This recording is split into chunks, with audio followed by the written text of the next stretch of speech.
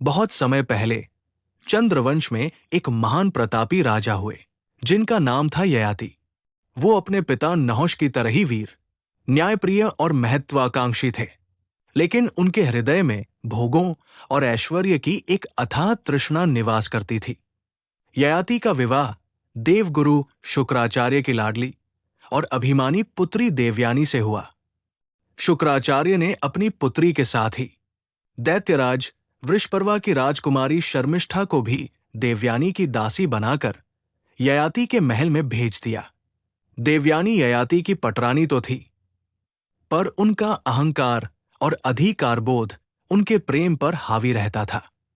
दूसरी ओर दासी होते हुए भी शर्मिष्ठा का स्वभाव शांत, स्नेही और त्यागमय था। ययाति अनजाने में शर्मिष्ठा की सादगी और प्रेम की ओर आकर्षित हो गए और उन्होंने गुप्त रूप से उससे विवाह कर लिया। जब देवयानी को इस बात का पता चला तो वो अपमान से तिलमिला उठी। उन्होंने अपने पिता शुक्राचार्य से शिकायत की। शुक्राचार्य क्रोधित हो गए और उन्होंने ययाति को तुरंत ये शाप दे दिया, रे ययाति, तूने मेरे विश्वास को तोड़ा है। जा, आज ही तू बुढ़ापे से ग्रसित हो जाएगा और तेरा यौवन समाप्त हो जाएगा।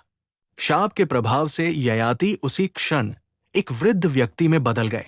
वृद्धावस्था प्राप्त करने के बाद भी ययाति की भोगों की इच्छा जरा भी कम नहीं हुई। उन्हें लगा मानो उन्होंने जीवन में कुछ भी नहीं भोगा है। व्याकुल होकर उन्होंने शुक्राचार्य से शाप वापस लेने की प्रार्थना की। शुक्राचार्य ने कहा, शाप तो वापस नहीं हो सकता, पर एक उपाय है। यदि तुम्हारा कोई पुत्र तुम्हारा बुढ़ापा लेकर अपना यौवन तुम्हें दे दे तो तुम फिर से जवान हो सकते हो। ययाति ने अपने चारों पुत्रों यदु, तुर्वसु, द्रुह्यु और अनु से बारी बारी से उनका यौवन मांगा। चारों पुत्रों ने ये कहकर मना कर दिया कि बुढ़ापे की पीड़ा सहना असंभव है। अंत में ययाति ने शर्मिष्ठा के सबसे छोटे पुत्र पुरु से ये मांग की। पुरु ने बिना किसी प्रश्न या संकोच के अपने पिता की इच्छा स्वीकार कर ली। पिताजी, आप अपने मन की सारी इच्छाएं पूरी कर लें। मैं सहर्ष आपका बुढ़ापा स्वीकार करता हूं। पुरु के त्याग से ययाति को उसका यौवन वापस मिल गया और पुरु बूढ़ा हो गया। ययाति ने पुरु को आशीर्वाद दिया और राजगद्दी पर बिठाने का वचन दिया। यौवन पाकर ययाति ने सोचा कि अब वो अपनी सारी इच्छाएं पूरी कर लेंगे। उन्होंने कई वर्षों तक राजसी भोगविलास, ऐश्वर्य और सुखों में खुद को डुबो दिया। उन्हें लगा कि भोग से ही जीवन का परम सुख मिलेगा। लेकिन जैसे जैसे समय बीतता गया, ययाति को यह महसूस होने लगा कि उनकी तृष्णा कभी शांत नहीं होती, बल्कि हर नए भोग के साथ और अधिक बढ़ जाती है।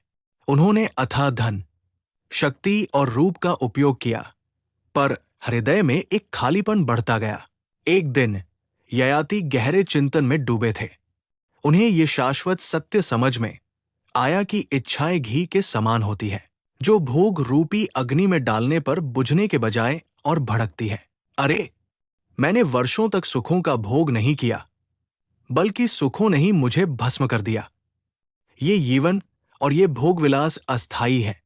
जीवन का सुख भौतिकता में नहीं, बल्कि आत्मसंतोष और त्याग में है। इस ज्ञान के उदय होते ही ययाति की भोगलिप्सा नष्ट हो गई। राजा ययाति ने तुरंत अपने प्रिय पुत्र पुरु को बुलाया।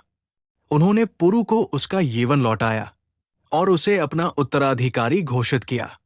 ययाति ने राजपाट त्याग दिया।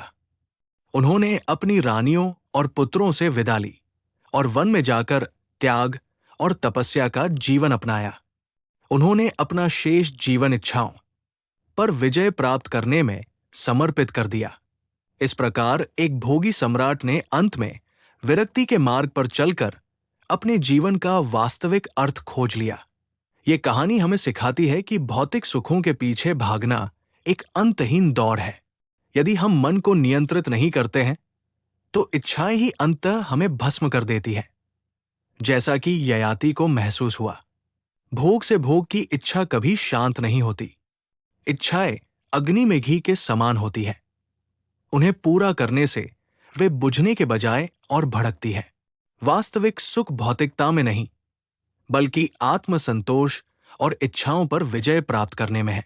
दोस्तों, अगर आपको ये कहानी पसंद आई हो तो इसे लाइक और सब्सक्राइब करें। धन्यवाद।